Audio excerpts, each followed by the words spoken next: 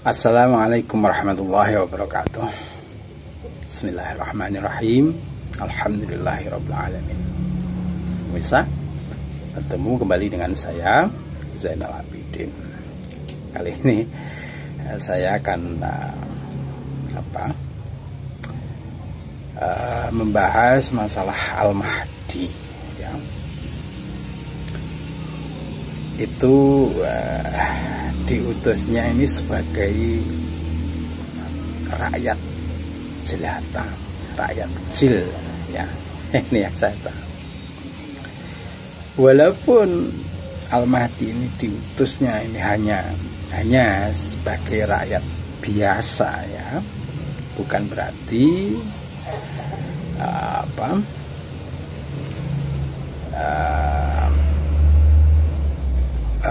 dasar kepemimpinan beliau lalu menjadi tidak ada karena kelihatan jadi masyarakat kecil itu ya. Bahkan kalau dilihat mungkin dari sosok fisiknya memang dia adalah rakyat jelata, tapi keyakinan saya yakin kekuatan gaib ya, kalau dibilang seperti itu ya, kekuatan gaibnya saya yakin ini meliputi keseluruhan alam sebagaimana ini diajarkan dalam Al-Quran ya, tentunya seperti itu. Ini walaupun kelihatan kalau di seperti di Gowongsit ini ya, ini orangnya melawan sambil tertawa ya, seperti orang-orang yang tidak serius seperti itulah ya. Bahkan dari yang saya tahu ya, ini seperti perjalanan Buddha Tong Samcong itu ya, bahwa dia sama sekali tidak terlihat kalau dia mempunyai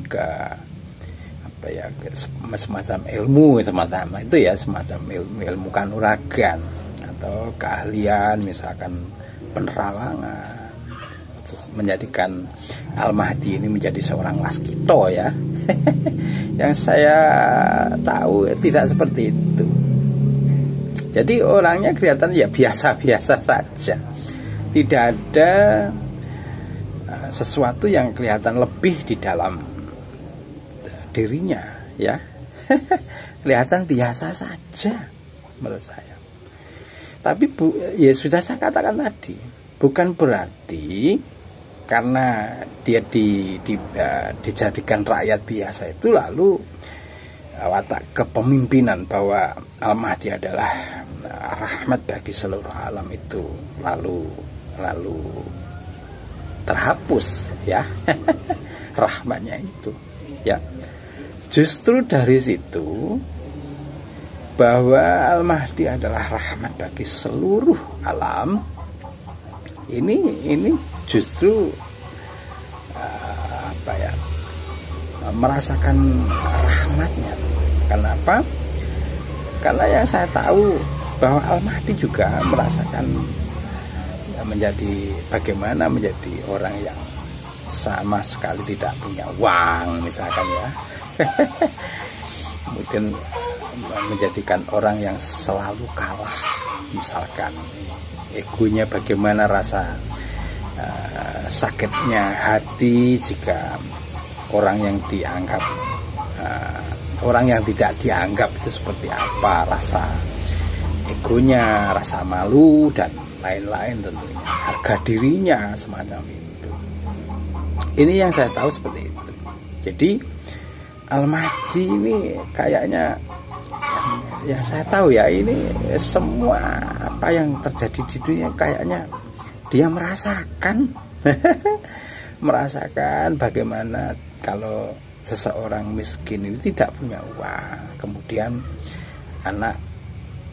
seandainya dia mempunyai anak atau orang yang dikasih ini pada posisi sakit misalkan, saya sangat yakin bahwa Al-Mahdi tahu perasaan orang yang semacam itu ya.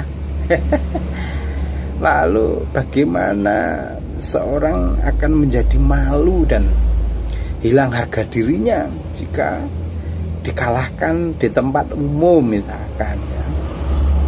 Dan itu saya yakin, yang saya tahu bahwa Al-Mahdi menjalaninya. Jadi kalau sampean pamer, kalau sampean merasa harga diri sampean sudah tidak ada misalnya, ini sudah sampean tidak mungkin tidak ada 10%-nya dibanding apa yang dirasakan oleh Al-Mahdi ya. Sudah saya katakan di video yang lalu bahwa ini bahkan sudah saya katakan ini mukjizat atau ujian yang seperti itu ya. Dia selalu kalah. Ini yang saya lihat macam itu. Oleh karena itu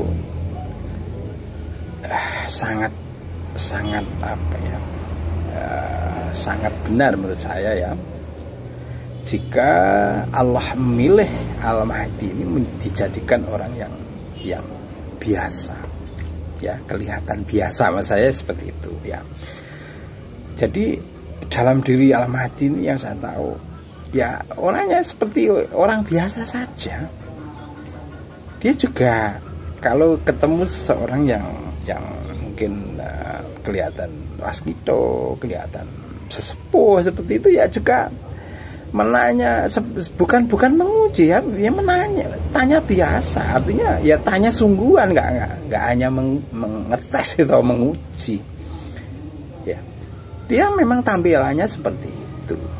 Jadi kelihatannya dia sendiri ini tidak merasa bahwa dia itu Al-Mahdi, kayaknya seperti itu. Walaupun saat ini dia sudah merasa bahwa kalau dia sudah menjadi Al-Mahdi, bahwa apa yang dikatakan misalkan sesepuh yang misalkan ya, yang umurnya sampai 350 misalkan ya atau 150 lebih misalkan, Al-Mahdi sangat memahaminya ya. Jadi dia tidak bingung atau wejangan ilmu apapun dari sesepuh ini, dia tidak bingung sama sekali. Karena apa? Dia tahu gitu loh. Yang diomongkan siapa itu sesepuh itu intinya kemana itu dia tahu. Bahkan sampai mentoknya ilmunya sesepuh itu dia juga tahu. Seperti itu. Ini yang saya tahu seperti itu ya. Oleh karena itu saya yakin pengakuan diri terhadap sosok Al-Mahdi ya, kemudian diilustrasikan kalau dia kelihatan wibawa, terus naik kuda, pakai jubah ya, terus pegang pedang, terus membawa simbol-simbol bendera berwarna hitam. Ini saya yakin itu adalah hanya ilustrasi sampean-sampean yang merasa apa ya, saya merasa frustasi kayaknya ya karena mengharap-harap bahwa Al-Mahdi ini segera muncul, tapi seolah-olah dia tidak belum tahu kalau Al-Mahdi sebenarnya sudah muncul gitu. Karena apa? Dia tidak tahu kalau sama Al-Mahdinya itu. Kenapa? Karena seandainya pun Al-Mahdi mengikrarkan diri bahwa dia Al-Mahdi pun, saya sangat yakin sampean tidak akan percaya gitu loh, Mas ya. Sampean tidak akan percaya ya.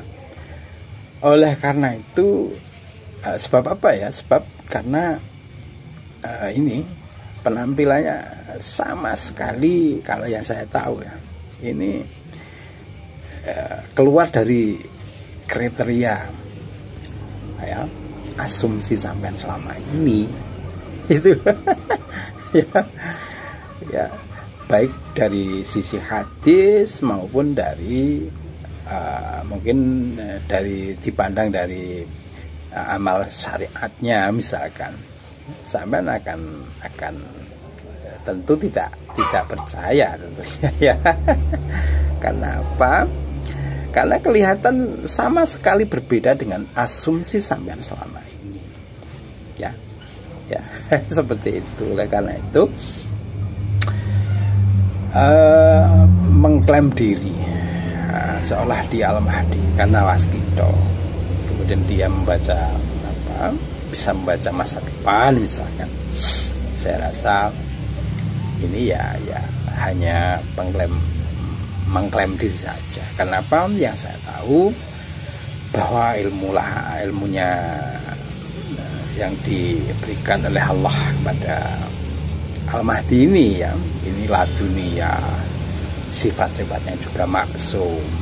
Ya maksum karena Allah loh, bukan maksum karena hanya kelihatan maksum ya. Ini maksum karena Allah. Kemudian ilmu tauhid yang dipandang sulit oleh masyarakat muslim Indonesia ya khususnya, ini dia sangat memahami, bahkan dia sangat memahami tentang Allah, tentang siapa Allah misalkan. Ini sangat memahami. Oleh karena itu pengakuan apapun terhadap diri Al-Mahdi, sebagaimana pengakuan seseorang ya, tapi jika kriterianya tidak masuk, misalkan memahami politik, memahami 5 kitab agama misalkan ya, bahkan ditambah ini Jangka Jayabaya misalkan, atau Gewang Siliwangi, saya yakin bukan itu orangnya ya.